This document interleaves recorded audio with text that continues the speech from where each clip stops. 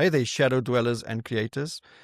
Joe Maynard here, and today I'm telling you the story of the night a global music legend went looking for us, and we had no idea.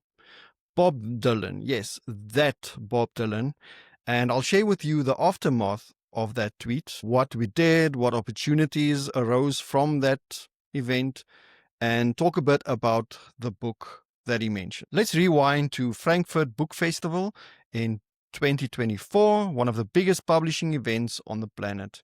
Every hotel room booked, parties, publishers from every corner of the world. We weren't there in person, of course, since we are based in South Africa, but we did have agents representing our books at the Frankfurt Book Festival, repping Crystal Lake Publishing. Then the tweet appeared.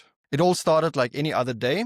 I turned on my computer, put on the kettle, and as I quickly scanned my emails before even sitting down to start working, I noticed an email from a colleague saying, "Did you see this?"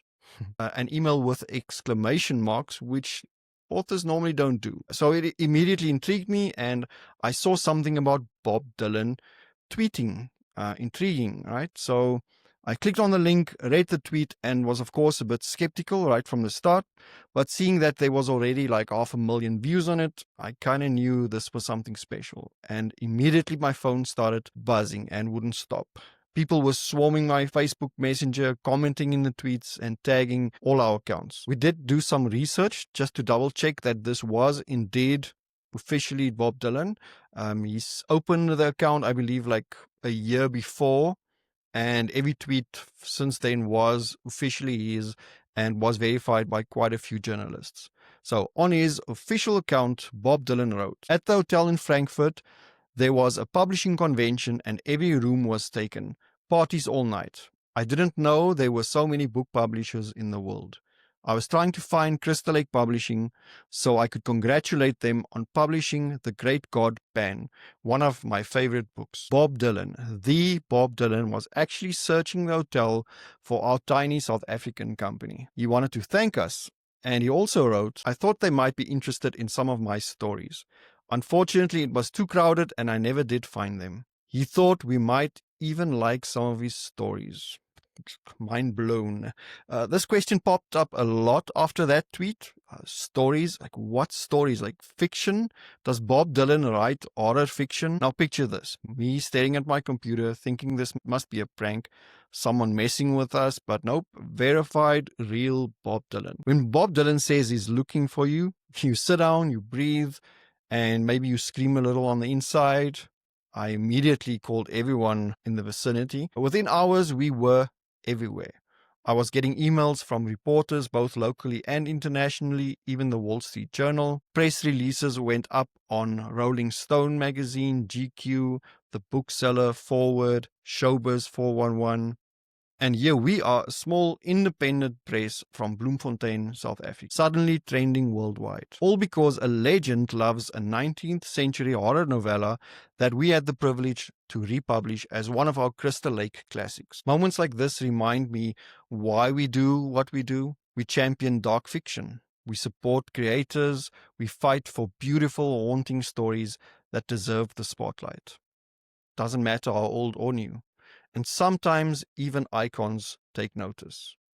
Anyway, so I'm jumping into interviews, going on the radio for the first time, and promoting the heck out of Crystal Lake Publishing and, of course, The Great God Pan.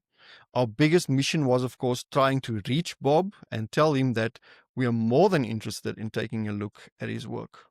I mean, who wouldn't? We, of course, replied to the tweet. A lot of our fans and authors did the same. I reached out to every contact I have in the entertainment business, including the agents who represented our work, and I believe the message would have gotten through to him. We reached his UK and US agents, his management team, probably even his best friend and neighbor. But I'm pretty sure a lot of bigger companies jumped on the opportunity immediately and reached out to his team. You know, those big companies that can pay like $1 million advance. But what I also read was that he was already contracted to another company for a non-fiction book that he was behind schedule with. So he's probably still working on that. I don't care who he works with eventually. As fans, we just wanted to see those stories that he talked about. Fictional stories by Bob Dylan. I mean, Damn. Come on. Let's check out Bob Dylan's tweet again, which at this point stands at 1.8 million views, 13,000 likes, 1,800 retweets, and 635 comments. So the book itself, The Great God Pan by Arthur Machen.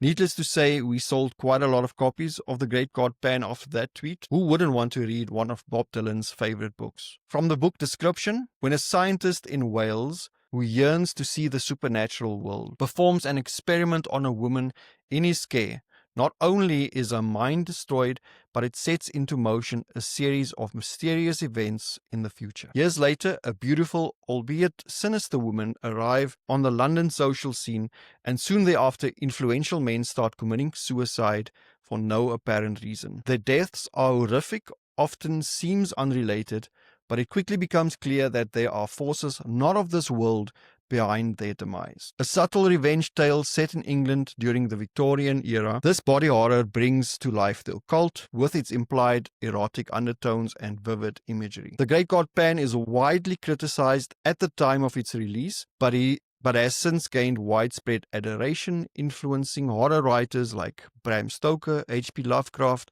and even Stephen King. With an introduction by William Mickle and interior artwork by Luke Spooner, it's a must-read. So thank you to everyone who supports us, reads our books, watches our videos here on YouTube, and that includes the Eddie Poe Show channel, and all of those fans who helped Crystal Lake Publishing grow from a tiny dream into something that can reach even the biggest stages. We're just getting started. And let's just say, if he still wants to share his stories, Bob, our lake is always open.